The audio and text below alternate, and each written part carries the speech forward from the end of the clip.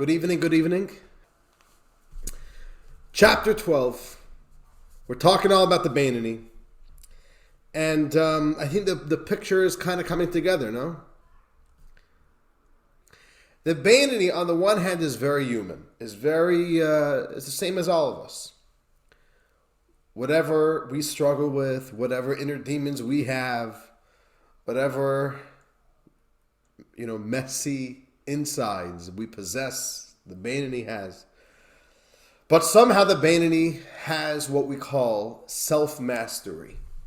Or what I would call it is they're unbelievably strong people. They're in tremendous self-control. They really have their lives put together. And the Beinoni is not only possible, but it is the most human form of living. It is to live as a human. To be a Beinoni is to be a human. And we spoke a little bit about the ingredients necessary to be a Beinoni, the powers that the Beinoni taps into. So very briefly, number one, the very first thing that the Alter Rebbe told us about the discipline, the exercise of being a Beinoni is that you gotta pray every morning. And prayer, again, is not just a ritual to say words. Prayer is a mental, emotional exercise to get your soul on fire, to get yourself in the right space, the right frame of mind, and to inspire yourself every single day. And we're going to learn today how important that is. So number one, the Beinoni is inspired. Doesn't mean it's always easy, but inspiration helps you have the willpower, the conviction to make the right choices. So that's number one. You got to start the day with prayer. But then we learned last week that the Beinoni knows of and utilizes, exploits two advantages that the godly soul has over the animal soul. Number one, mind rules over the heart. The heart will never, ever have control over the mind if the mind doesn't give it that control. So right over there we see that all you need is to have willpower. If you have willpower, you have full control. You are the Beinoni if you could just build enough stamina of willpower, of what do I want? I don't want this. I want to do this. Nothing stands in the way of the mind. And point number two, which amplifies that supremacy of mind over heart, is the idea that holiness is light and the unholiness, the klipa of the animal soul, is darkness. And only a little bit of light is needed to dispel a lot of darkness. And the darkness goes away spontaneously, automatically, smoothly, without a struggle. And there we see that the godly soul, if it just exerts some of its energy, some of its goodness, some of its light, some of its wisdom, it goes a very long way, much further than what you would anticipate the power of the godly soul would be. So with all these points in mind, we realize that the Beinoni is very doable, very possible. All you got to do is do the steps, and it's very human. So here we are, towards the conclusion of chapter 12. And the Alter Rebbe, in the end of chapter 12, is going to show us the paradox. This is where the Alter Rebbe is really going to describe to us, and we spoke a lot about this in previous classes, but this is where we're really going to learn about it, inside. There's a duality. There's a paradox. The Beinoni is a paradox. On the one hand, the Beinoni looks beautiful. If you would look at the Beinoni, if you could read the mind of the Beinoni, you would see nothing but beauty and purity and strength, no weaknesses. But the paradox is that if you would really be able to see what is going on inside the Beinoni's heart, Oh, it doesn't look that pretty. So the Beinoni is not just that perfect guy that he's not a tzaddik. Let's just put it that way. The Beinoni is not a tzaddik. And this word the Alter Rebbe really wants us to understand. The Beinoni does really well, but don't you dare think that the Beinoni is a tzaddik. And don't you dare ever think that you are a tzaddik. A Beinoni is beautiful, but a Beinoni's strength is knowing his weakness. I want to repeat that. A Beinoni's strength is always knowing his weakness. And his weakness is that just because you control your animal soul doesn't mean that your animal soul is gone. So let's start reading. And then we'll do a little bit more explaining. So page 107, we're up to part 4 of the chapter. And the Alter Rebbe says like this, right? The battle rages on the inside. If you open up and get to the inside of the Beinoni, the battle is alive and well. So this is what happens. Let's read. Nevertheless, so even though we're talking about all this beautiful ideas, mind rules over heart, light, a little bit of light dispels a lot of darkness, and the Beinoni has such tremendous, consistent self-mastery, says the Alter Rebbe, nevertheless, despite having absolute mastery over his thought, speech, and action, such a person cannot be called a tzaddik at all. You're no tzaddik. Yeah, I know you have such beautiful control, but you're not a tzaddik. I want to read a little bit with you, then I'll explain. Why you're not a tzaddik? That's because this advantage of the divine soul's light, that it automatically dismisses the darkness and the foolishness of the klipa of the animal soul, this power functions only at the outer layer of the soul, in the 3 garments of thought, speech, and action. But it does not help at the level of the essence and core of the divine soul in its battle against the essence and the core of the animal soul, which is of klipa. Let me explain to you. You know, this is a battle, and the Alter Rebbe even gave it a very graphic imagery of a real battle. Imagine you have a city, and you have an enemy, and the enemy is attacking, and there's a literal battle. Okay. There are 2 objectives in a battle. What do you want to accomplish? So, number 1, what you want to accomplish is superiority in strength. Superiority in strength simply means that your enemy cannot attack you. Because whatever they could do, you could stop them.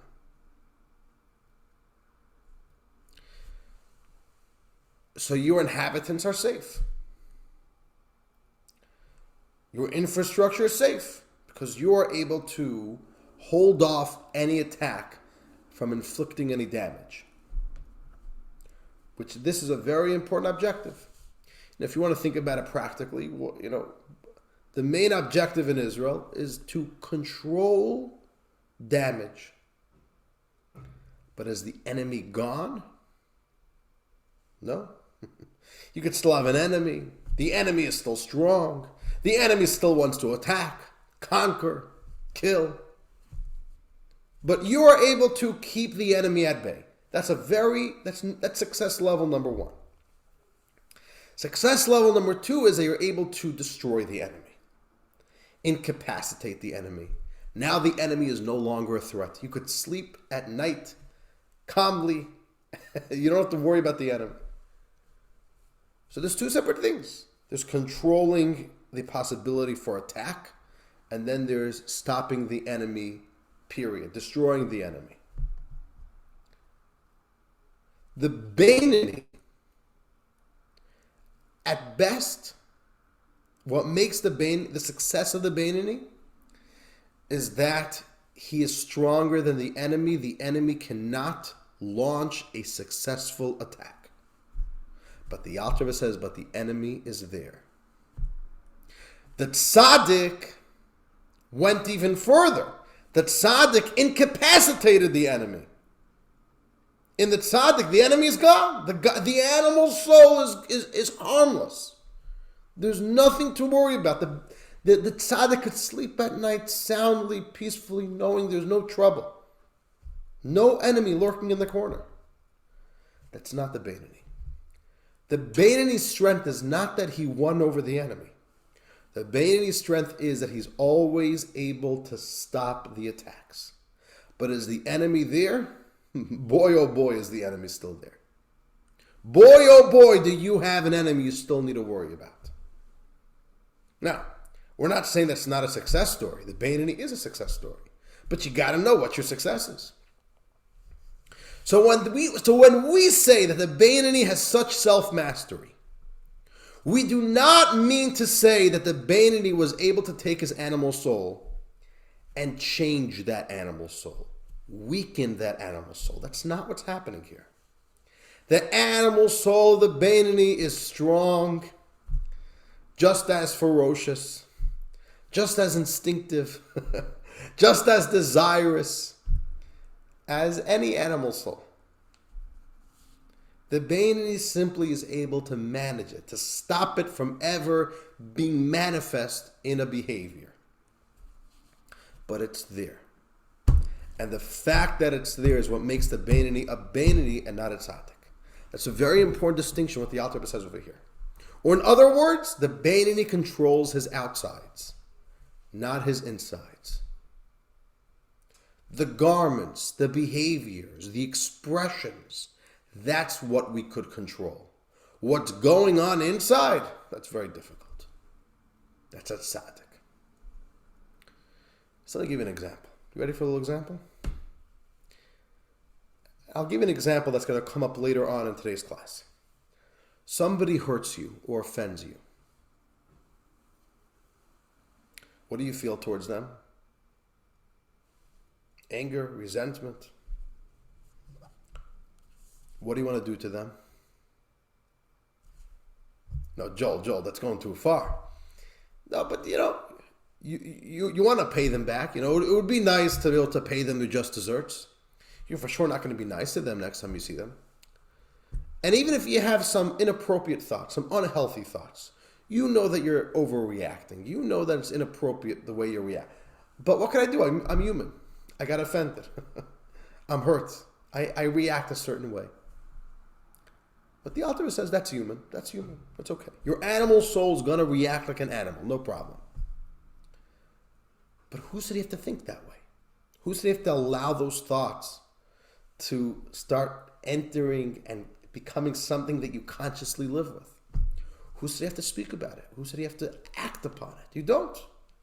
So the Beinoni is very human. His animal soul functions like a regular animal soul and makes very animalistic decisions, feels very animalistically, instinctive, impulsive, short-sighted, self-serving, selfish, ego-based, all that good stuff. No problem. The Beinoni controls it. But the point here the Alter Rebbe is driving home is that your animal soul on the inside is just as beastly as when it originally came in the package. You didn't compromise it. Let's read. Let's go on a little bit more. For in the Beinoni, the essence and the core of the animal soul of Klippa, in the left ventricle, has not budged in the slightest from its place. It didn't budge a bit. Your animal soul is still an animal soul. And therefore, let's read, so when he concludes his inspired state in prayer, you wake up in the morning and you start praying and davening and getting yourself all inspired. It sounds beautiful. But then when you're done, and, page 108, the fiery coals of love no longer burn openly in the right ventricle and of his heart, then the dormant klipa of the animal soul, which was silenced during prayer, reawakens. right? So the Beinoni gets himself all inspired first thing in the morning, which is beautiful, very important. You know what happens right after? The inspiration wears off. It doesn't take very long. It takes by the time you're done breakfast after davening, that inspiration is already a piece of history. Especially in today's world, things move so fast, right? We're already, the phones, the notification, everything is moving very fast in today's world. You finish your bowl of cereal, that inspiration, it's literally history. And you don't have that fiery inspiration that's overwhelming you. Animal soul's right back in business. Let's read. After prayer, with the departure of the intense emotion, the Beinoni now only experiences a milder emotional state, which is the glowing coals of the hidden love, which is the milder, innate love of the divine soul, as will be explained later. Every Jew has a Jewish heart. Every Jew has a warm spot for God and for holiness. That's natural. But it's hidden. The Beinoni also has that. This is going to be a big topic in Tanya later on. The hidden love, the hidden connection that every single Jew has with God. But the point is that after prayer, the Beinoni, whatever inspiration was built up after prayer, give it a few minutes and it's gone. And therefore, the Alter Rebbe concludes, this departure of the passion aroused during prayer allows for the foolishness of this bad fool, meaning the animal soul, to re-emerge into the open in the left ventricle of his heart, to desire all that it craves in the physical world, whether permissible or forbidden, heaven forbid. Now, the animal soul is back in the action, as though this experience of prayer never at all happened. So prayer was nice, but the animal soul comes right back to work, and the day begins for the Beinoni. And the Beinoni now has the job of keeping the animal soul at bay and not allowing any of these temptations, any of these desires to manifest themselves in action. Okay, I want to spend 3 or 4 minutes talking about pleasures of this physical world. And the Alter Rebbe says, whether permissible or forbidden, heaven forbid. What's a forbidden pleasure? There are lots of forbidden pleasures. If it's a forbidden pleasure, it's forbidden. So what does the Beinoni do? He doesn't do it. What about a permissible pleasure? Is a permissible pleasure permissible? Is there a problem? Or if it's permissible, no problem. Help yourself. Have fun. So we're going to see in Tanya, even permissible pleasures are very often unhealthy. They're permissible, but they're unhealthy. On the one hand, Judaism is not an ascetic religion. You know what ascetic means? Asceticism means like a detachment from the physical world. But on the other hand, the Torah wants us to engage in the world very consciously, very mindfully, and with intentionality. And even if something's permissible, there's a right way to approach it and there's a wrong way to approach it. One of the 613 commandments in the Torah are these words in Leviticus. God tells the Jewish people, Kedoshim to you, you shall be holy. It's the name of one of the Torah portions, Kedoshim, be holy. For I am holy, be holy. And of course the question is, what's the commandment here? What does it mean to be holy? Be holy? What do you want me to do?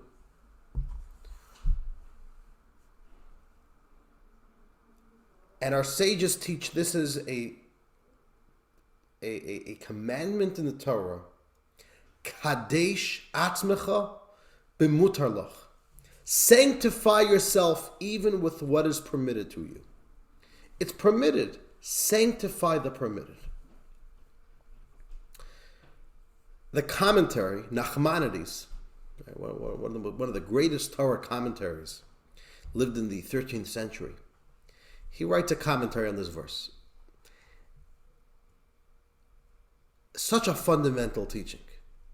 He says like this: It is conceivable.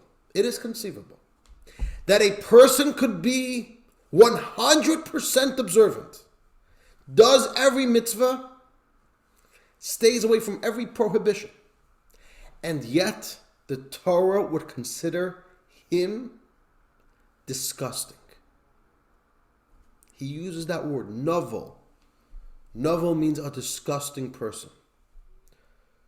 And what he coins a phrase called, you are a novel bereshut haTorah. You are disgusting with Torah's permission. What's an example? You could have a glutton. A glutton is somebody who loves eating and eats like an animal, eats very with no dignity. But it's kosher. This guy eats like a pig, 24/7, but it's all kosher. And the wine is all kosher. It's not just, it's galat kosher. He thinks he's doing God favors when he's being a glutton. It's galat kosher, top level kosher wine. You know what Maimonides calls such a guy? You are disgusting. Is that how Torah wants you to act? I know it's all kosher. I know it's permissible. Is your lifestyle healthy? The next example Maimonides gives is in our personal lives. Relationships between a man and his wife. How do you act during intimacy? Is it with a sense of holiness, or is it in a very disgusting fashion that the Torah would disapprove of, which has no sense of holiness, no sense of modesty? But it's your wife. You're totally permitted to do whatever your wife. You're permitted to do what you want. It's not forbidden. Yeah, but that's disgusting. It's disgusting.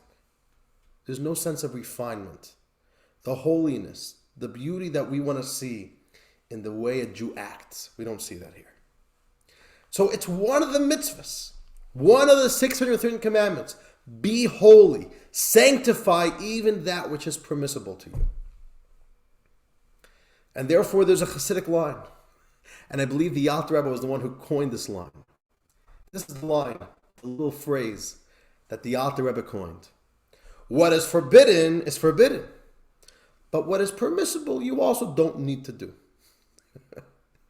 Just because permissible doesn't mean you need to do it. Use a little bit of discretion. Maybe it's not a good idea to do it. Maybe it's a little bit inappropriate. Maybe it's out of place for a Jew to do it. The Beinoni is not only conscious of the forbidden, he's even conscious of the permissible. Because the strength of the Beinoni is being vigilant. The strength of the Beinoni is knowing that I cannot give into weakness.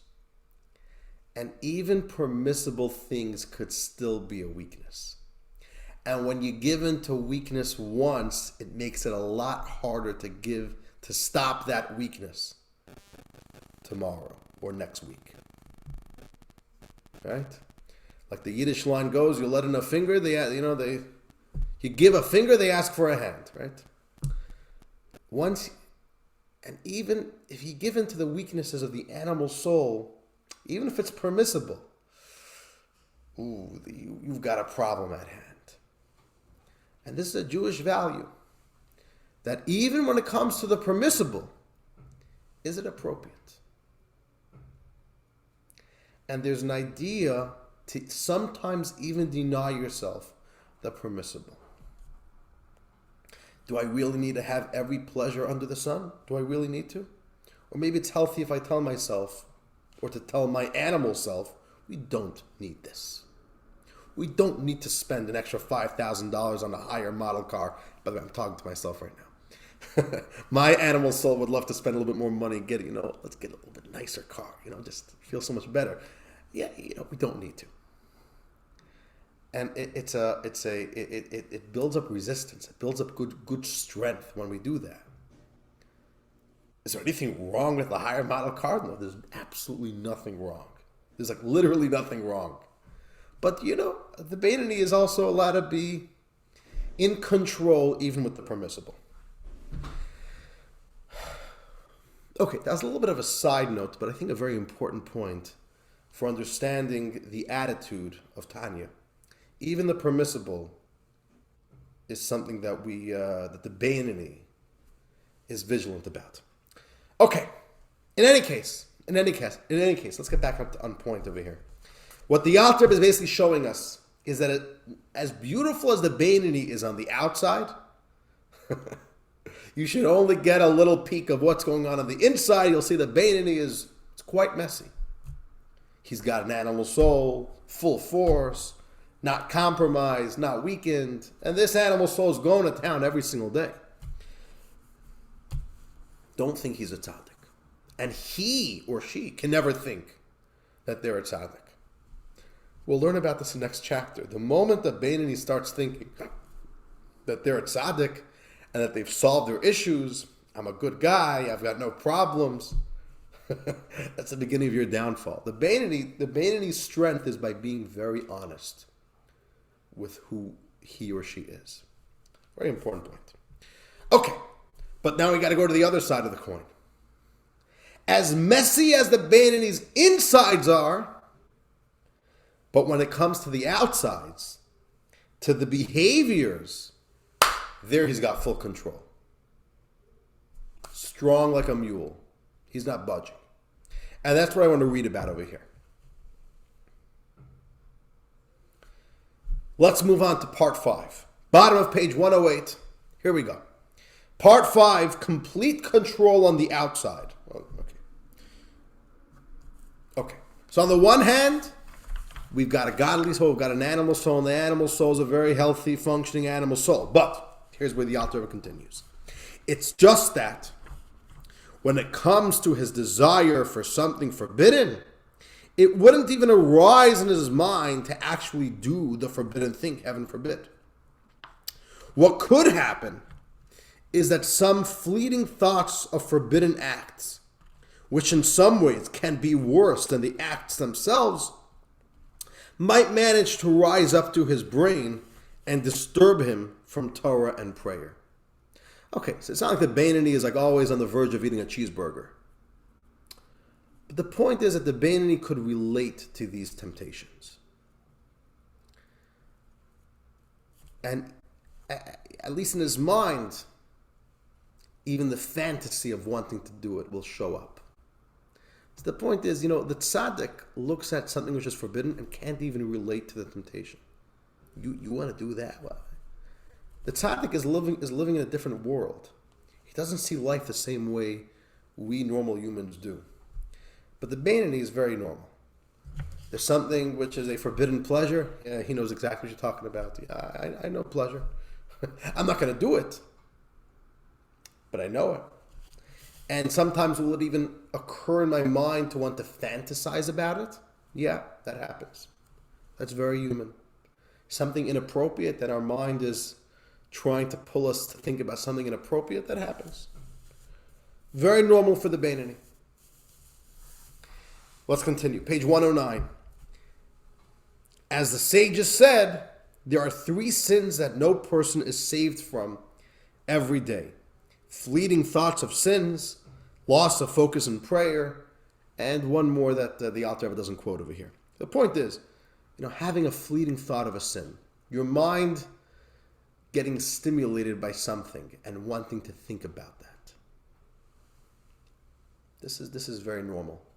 The Beinoni is very human. Right? Just to hammer home the point again, the Beinoni still has an animal soul. Healthy and strong as any other human being. Okay. The difference between the Beinoni and me and you or the difference between the me and you who we are now and the me and you who, God willing, as we work on becoming more and more of a Beinoni, is that the Beinoni stops short by the temptation. He will never allow that desire and that temptation to ever flow into his consciousness. How does he have that power? Let's read. But this is where the strong impression left in his brain by that experience of his prayers comes to his aid, along with the awe of God and the love for him that lies hidden in the right ventricle.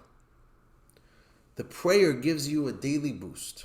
And even if you don't feel inspired 2 p.m., you've davened, so many hours ago, but it still lingers, and you're warmed up, and you could tap into that inspiration to help you make good decisions, to help you have the willpower to face the fight.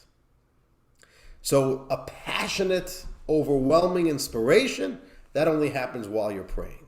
The rest of the day, you at least have a little reservoir. You have something to tap into. You have good energy built up. So when you need to apply some pressure and be in control of who I'm going to be today and do some mind over heart and do some light over darkness stuff, we have the energy to want to do that. So the optimist is like this.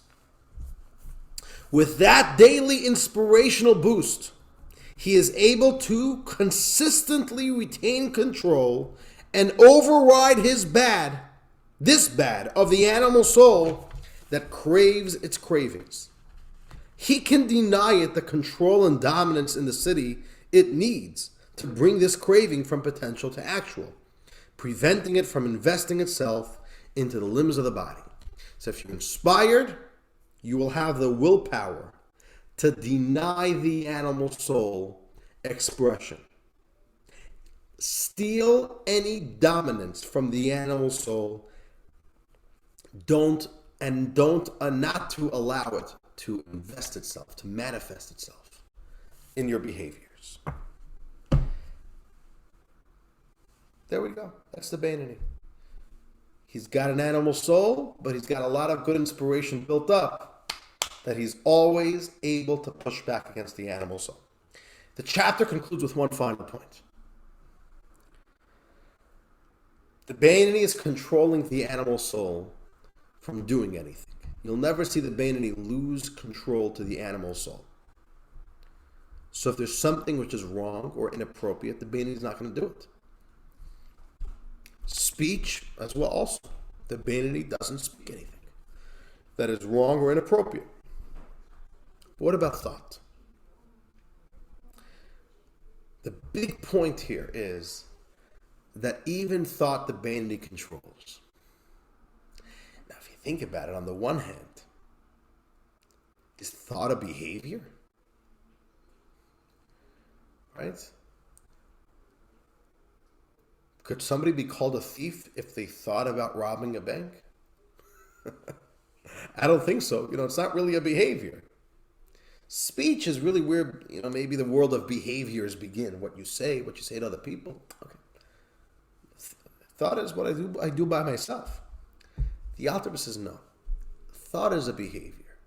And the Beinoni is somebody who's even controlling his thoughts. Now, a lot of people are bothered by this. I want to talk a little bit about this before we read. What does that mean? You control the thoughts. This is the proper place to address this issue. What does it mean to control thoughts? If I told you to try for 30 seconds to stop thinking, just don't think, would it work? Do you want to even give it a try? Is it worth giving it even a try? Or do you already know what the result's going to be? We all know.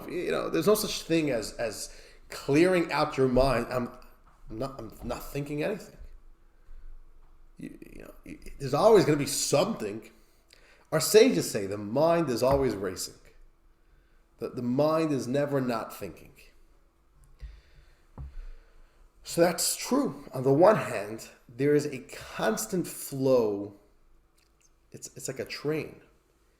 each cart has like another message for the brain.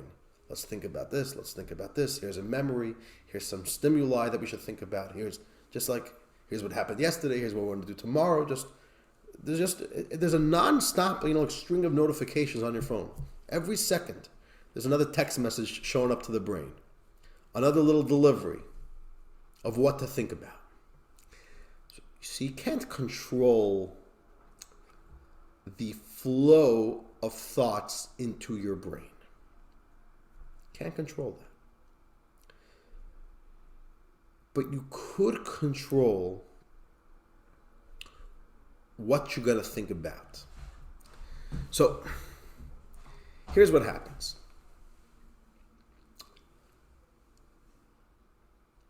I want to make one more point before we go here. Before we talk about the idea of controlling our thoughts, there's a key point to keep in mind over here. We have one brain, but there's two functions of the brain. And today people confuse these two a lot.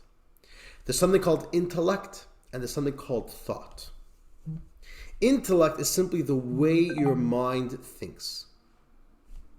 Your logic is your intellect. Your worldview is your intellect.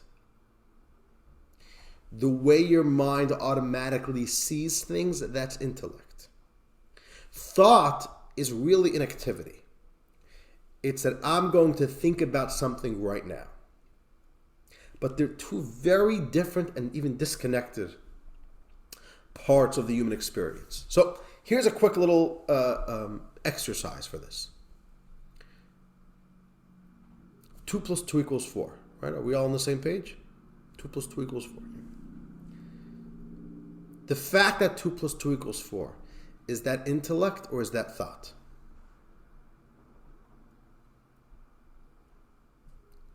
What do you say? I see a few said intellect. Anybody say that it's thought? 2 plus 2 equals 4 is intellect. Now, were you thinking about 2 plus 2 equals 4 a whole day today yet? Did it show up in your brain? No. It could be you didn't even think about it for the past month. That's possible. You see, because your mind, your intellect says that we believe 2 plus 2 equals 4. That's what my mind accepts. I didn't have to think about it. Think of something else. So my intellect knows it. I wasn't thinking about it. No problem. Okay. Here's something else. 2 plus 2 equals 5. Can you think about that? Can you just think? I just want you to think that. 2 plus 2 equals 5. Could you think that? Could you think that? Shelley's saying you cannot think that. Why not? Just think 2 plus 2 equals 5. Just think it. I didn't tell you that your intellect has to accept it. Just think about it. Think about a cow flying over the moon. Now, I know it's not happening. Never will happen. Never did happen. That's okay. Just think about it. Could you think about it? See, so you could think about something that your intellect totally rejects. And you could have something in your intellect that your mind is just simply rejecting as well. Or not thinking about. There's two very separate things. We cannot control the intellect of the animal soul. The animal soul sees this and automatically wants to do this. The animal soul sees ice cream, wants to go and eat ice cream. No problem. We're human. Okay. But thought, just because we want to think about something doesn't mean we need to. The author makes it very clear we have no responsibility over thoughts that are sent to our brain. The animal soul wants us to think this. So all of a sudden, we get this ping to our brain. All of a sudden, let's think about this. So what does the author ever say? The moment that you become conscious of that thought, you right now have the choice. Is this a thought that is appropriate, or is this a thought that is not appropriate? I should reject this thought. This thought doesn't deserve space. Doesn't deserve any free real estate on my brain, in my brain. So the Beinoni is somebody who is also perfect in the behavior of thought. Now, I'm not saying that it's easy. It's very difficult, especially when you're emotionally excited or upset, or something is or stressed, something is really weighing down on you. You can't get your mind off of it, right? Okay, the struggle is real. I know it, but we could control it, and we can take our mind and our thought and say we are not going to think about this. We have to distract ourselves, get ourselves in a different frame of mind. If it's wrong, if it's inappropriate, the Beinoni doesn't even think about it. Not for a moment. So we never fault the Beinoni for wanting this. You're human, of course you want this. Yeah, you've got an animal soul, of course you want this. Of course this is something which tempts you and you have a desire or a lust for this. You're human. But then what? One of the 10 commandments is do not covet, right? Your neighbor has property, your neighbor has a beautiful wife, whatever, right? Whatever it is, don't covet. If you think about it, such a ridiculous commandment. Do not covet, do not desire, do not be jealous. What should I do? I am jealous. So what's the commandment? You know what the commandment is?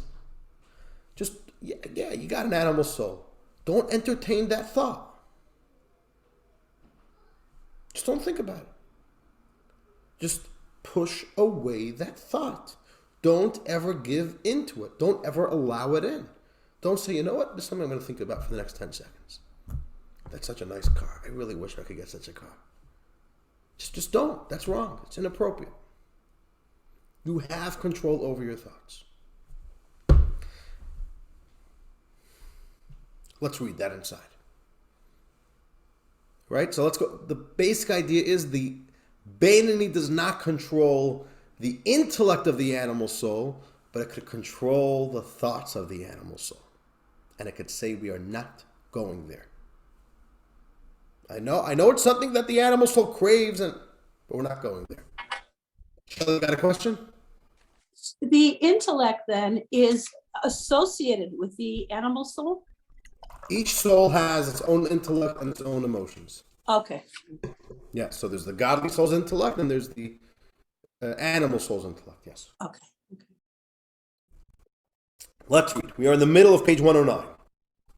Even when it comes to the mind, to have negative thoughts, the animal soul will not have the dominion it needs to bring the person to do so willfully with his brain.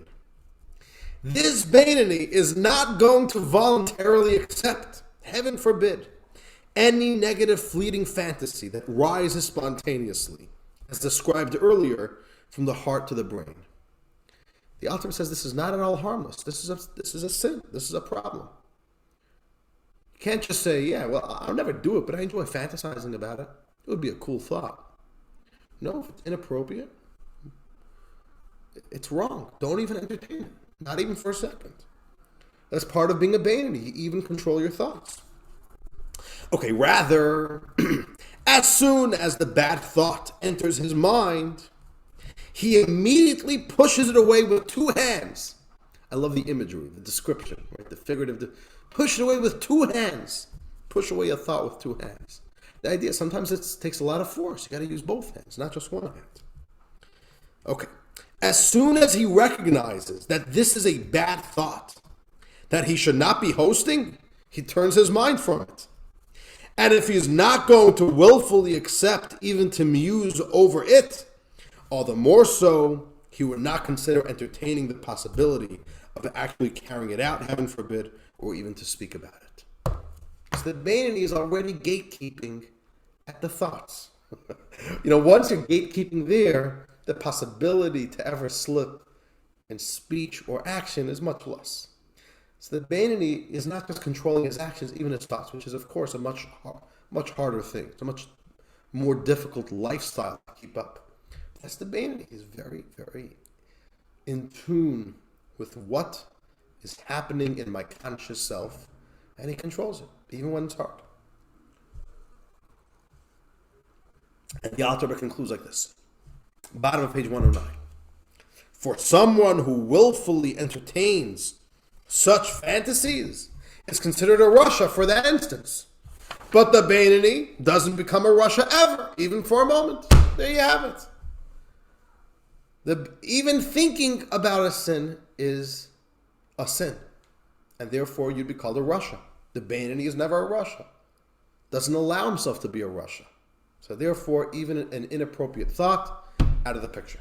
Okay, dear friends, the Alter Rebbe now has one final point to make to us, which is such a beautiful ending. Very difficult. it's a tough demand over here, but it's very beautiful. When we think about the idea of inappropriate thoughts, what do we think of? We usually think about, sinful thoughts, inappropriate moral thoughts, morally inappropriate thoughts. Or to use some Jewish language here, we usually think about this in terms of between me and God. Inappropriate thoughts between me and God. God doesn't want me thinking about this. Okay. We call that in Hebrew, Bein Adam Lamakom, between man and God. Okay, between man and his creator. But that's only 50% of Judaism. What's the other 50% of Judaism? Between man.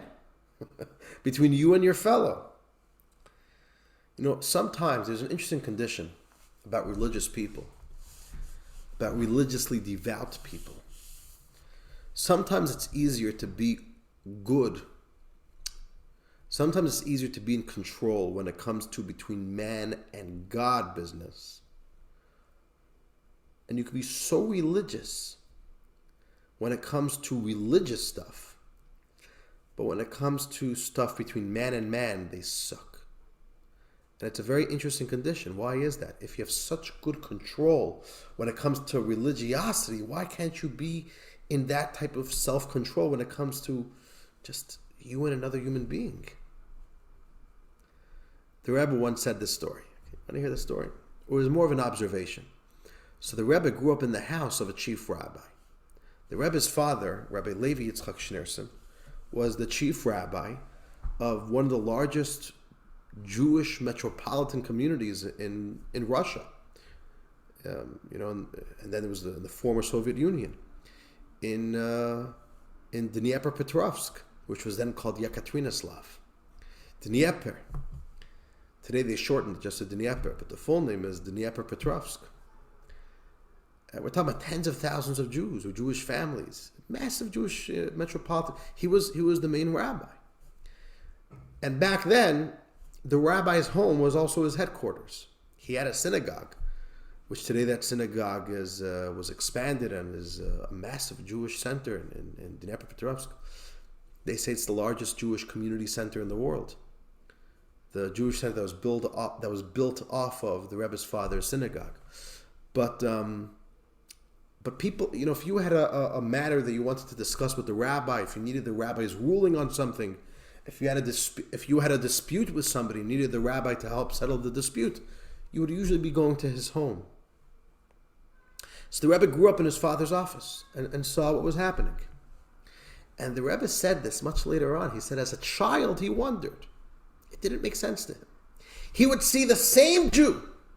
One day this Jew walks in with the lung of a cow. The lung of a cow is the most important, the most critical component of the cow to determine if a slaughtered cow is kosher.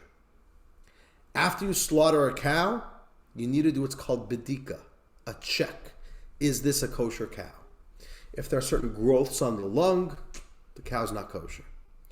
In fact, in Hebrew, a slaughterer is not just called a slaughterer. It's called a shochet ubodek. Really, it's two words. We call them just a shochet, but in Jewish, in real scholar, in any Torah text, it's called a shochet ubodek, a slaughterer and a checker, because that's actually that's the harder part of the job. So you could have a Jew who slaughtered a cow, or who bought a cow and then he brought it to a shochet and he brings the lung to the rabbi. He says, Rabbi, please check this lung for me. And the Rebbe would say, my father would inspect the lung, and part of being a rabbi, by the way, is knowing how to inspect the lung of a cow. It's part of rabbinics. Rabbinics is not easy. You've got to know the anatomy of a cow pretty well. Okay, he checks the lungs, and he says, I'm sorry, but this cow is not kosher. And this guy just lost, let's say, north of $1,000. Right, a cow's not cheap. Or maybe even more than just $1,000. This was a big, big loss. He lost the cow. It's not kosher. It's going to the garbage. Okay? The Rebbe says that same Jew could show up the next week about a money dispute over $100. And he lost the case. Last week when he lost his cow, he took it in such good faith. He took it in stride. No problem, Rabbi. If this is what the Torah says, I accept it. I accept the loss. But now he walks in with his friend, who he's challenging over money, and he loses the hearing with the rabbi. The rabbi says that Jewish law rule that the other guy keeps the money, and this guy throws a fit.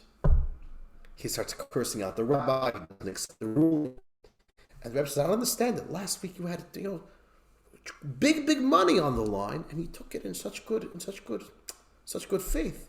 And here, a few dollars, and you're getting so nasty, getting so worked up."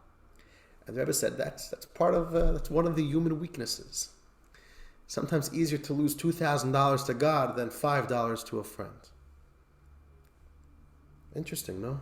It's part of being human. So the Alter Rebbe concludes this chapter saying, when we say that the Beinoni controls himself in action, in speech, and even in thought, we don't just mean about religious stuff and inappropriate thoughts, whatever. we mean business here. The way you treat another person, the way you look at another person, the way you think about another person. Yeah, that's also Judaism. Let's read.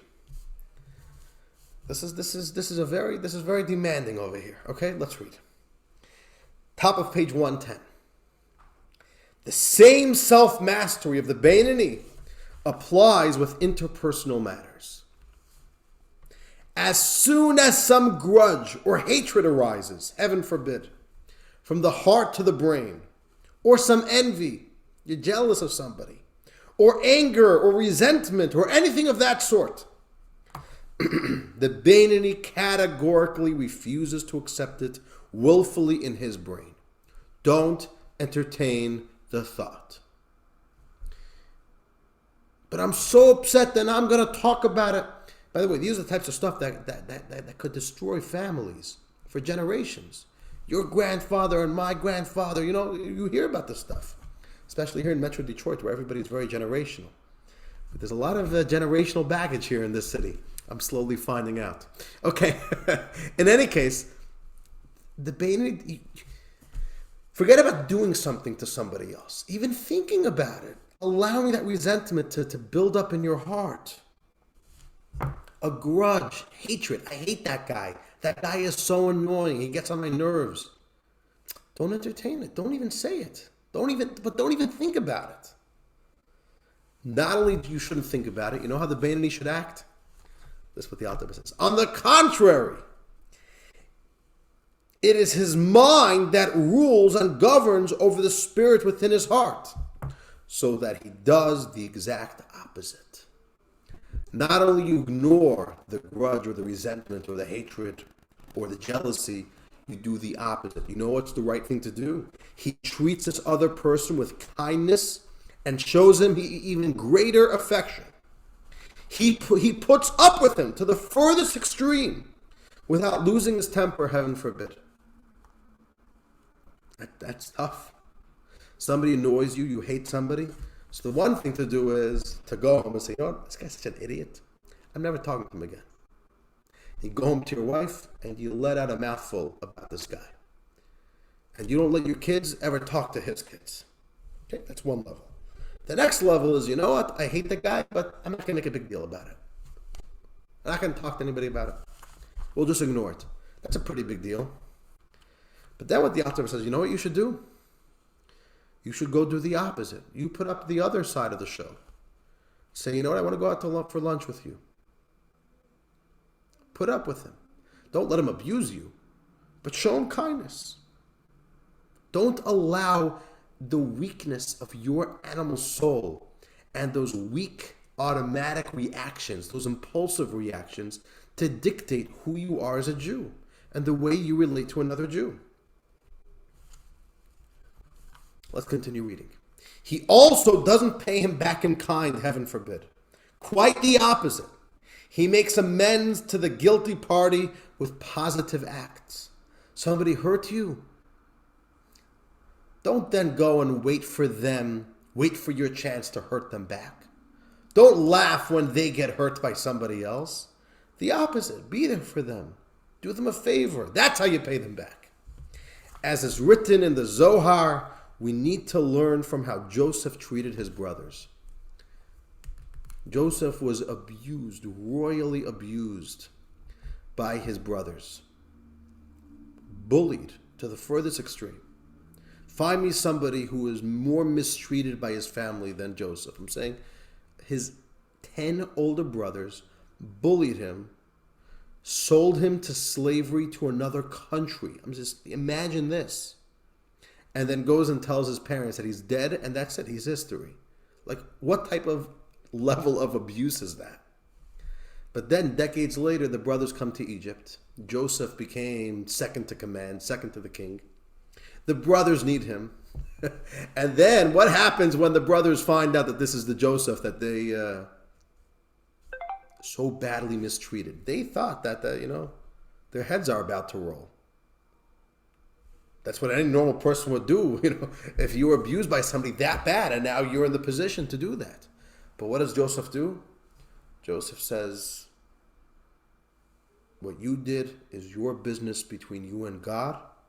The fact that I am here, God brought me here, and my responsibility to you is to treat you fairly and kindly. And that's what he does. He says, you are my brothers. And the Alter makes this the massive demand of the Beinoni.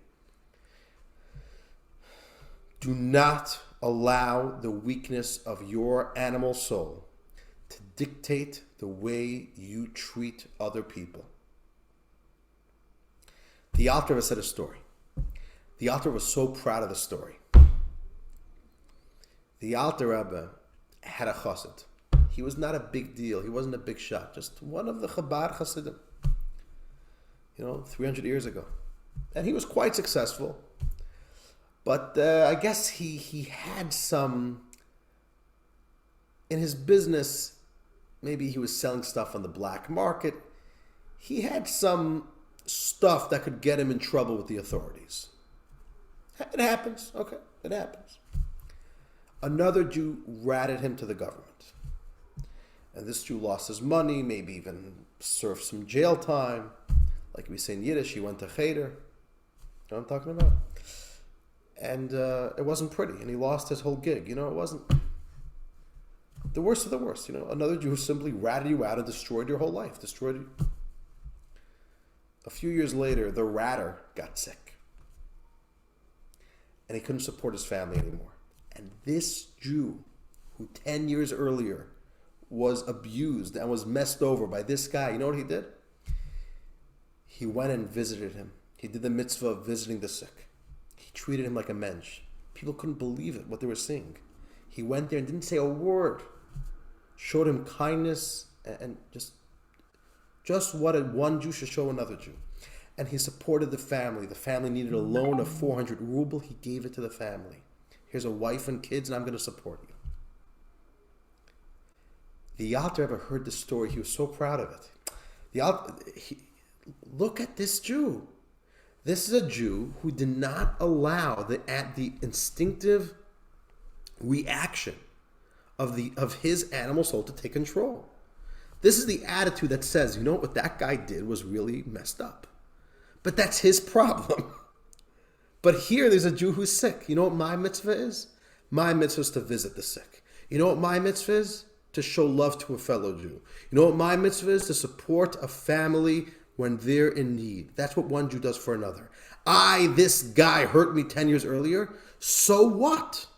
He'll deal with that with God. That's God's business. it's such a refreshing attitude, but such a difficult one. But the Alter Rebbe says this is what it means to be a Beinoni. You have such control.